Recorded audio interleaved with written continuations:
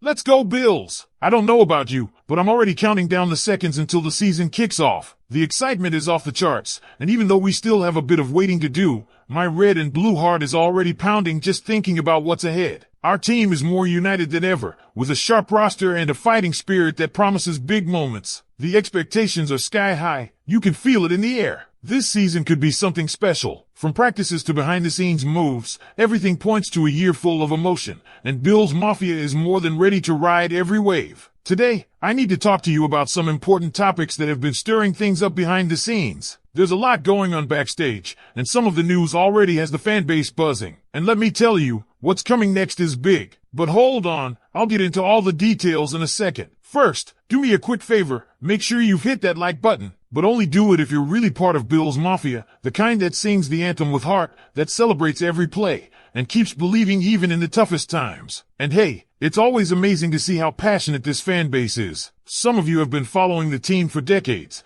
and others are just joining the ride, but all with the same fire. No matter how long you've been here, you all deserve respect and recognition. This community is powerful. If you're reading this, drop a comment. Go Bills! Let's keep getting stronger. Now let's dive into the first big story. What if I told you the Buffalo Bills may have just assembled one of the most quietly dominant, uniquely structured, and strategically deep offensive lines in the NFL, and nobody's really talking about it? That while the spotlight is constantly on Josh Allen and the high-flying Bills offense, something far more foundational is brewing in the trenches, a unit so cohesive, so durable, and so intelligently crafted that it may be the silent engine behind the Bills' 2025 Super Bowl run? If that grabs your attention, buckle in, because what we're about to unpack might just change how you view this team's future. The Bills are entering the 2025 NFL season with a staggering level of continuity. Not only are all 5 starters returning on the offensive line, but the entire top 9 players from the 2024 unit are back. Let that sink in. Not just the starters, every single one of the primary backups as well. That kind of cohesion is almost unheard of in today's NFL,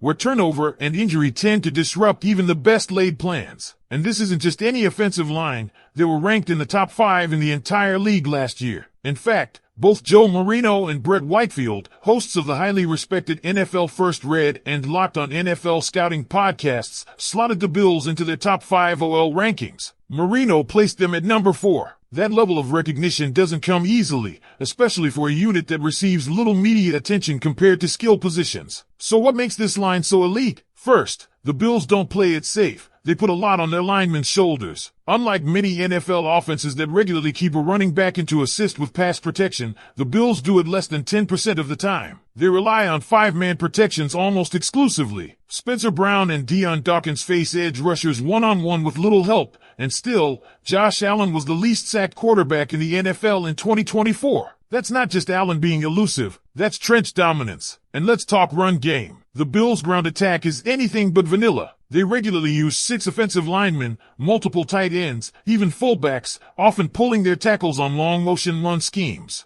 Dawkins and Brown aren't just maulers, they're athletes in motion. These are complex assignments that require timing, chemistry, and stamina, and this group delivers on all fronts. Now let's peel back the layer on depth, because this might be the most underrated storyline in Buffalo right now. Behind the starters, Dawkins, Edwards, McGovern, Torrance, and Brown, you've got Alec Anderson, Tylen Grail, Ryan Vandermark, and Cedric Van Prangranger. Let's break that down. Anderson emerged as a crucial 6th lineman in 2024, logging over 300 meaningful snaps. He's proven he can step in at guard, center, or even as a jumbo tight end. Grail, he's a revelation. A player few expected to shine after coming out of Central Florida, but he was the first tackle off the bench in 2024 and might already be penciled in as a future starter, possibly at left guard in 2026. Then there's Ryan Vandermark, a swing tackle entering year 4 with the Bills and a guy who filled in admirably in a high-pressure spot start against Kansas City. Athletic, big, and consistent. Cedric Van Prangranger, the rookie out of Georgia,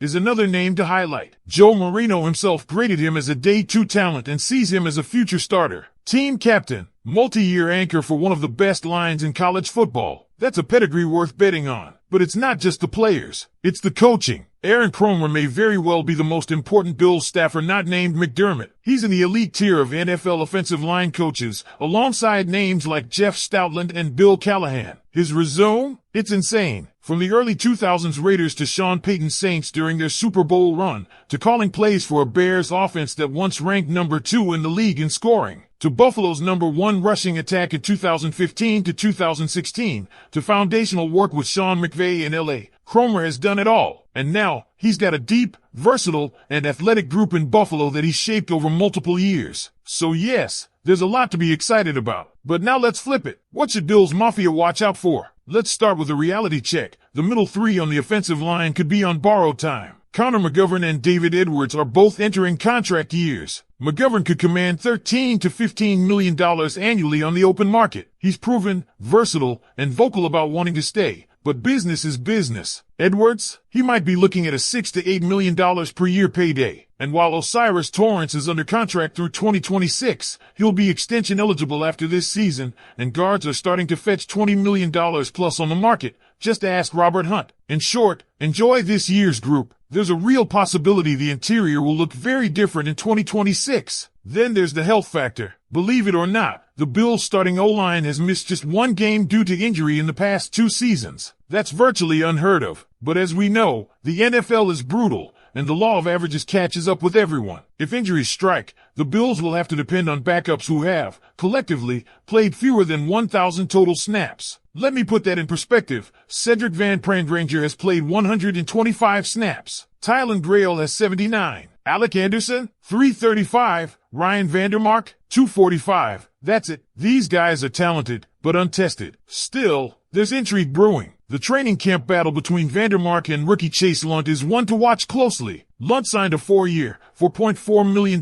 deal as a 7th-round pick. Vandermark becomes a restricted free agent after this season, but tendering him would cost the Bills $3.5 million, a steep price unless he proves starter-level upside. Do you keep the trusted vet or the rookie with upside and contractual control? Beyond that, there's the long tail of potential contributors. Kendrick Green, a 19-game starter in the NFL, Mike Edwards, a mammoth second-year player from Campbell, Richard Garage, a consistent preseason performer, and Travis Clayton, the rugby convert with freakish athleticism and a spot on the International Pathway program. There are 14 offensive linemen who could realistically vie for roster spots. That's depth, competition, and investment. And let's not forget Deion Dawkins, still elite at age 31, but how long can he maintain Pro Bowl form? Could he be the next Andrew Whitworth or Jason Peters, playing into his late 30s? Or will Father Time catch up sooner? That's one of the biggest long-term questions on the roster. So Bills Mafia, now it's your turn. What do you think about this offensive line? Is it the best in the NFL? Can the depth step up if injuries hit? Who would you keep, Vandermark or Lunt? And how do you feel about the chances of re-signing McGovern and Edwards? Drop your thoughts in the comments, because this unit might just be the story that defines the Bills' 2025 season. And here's where things really get spicy,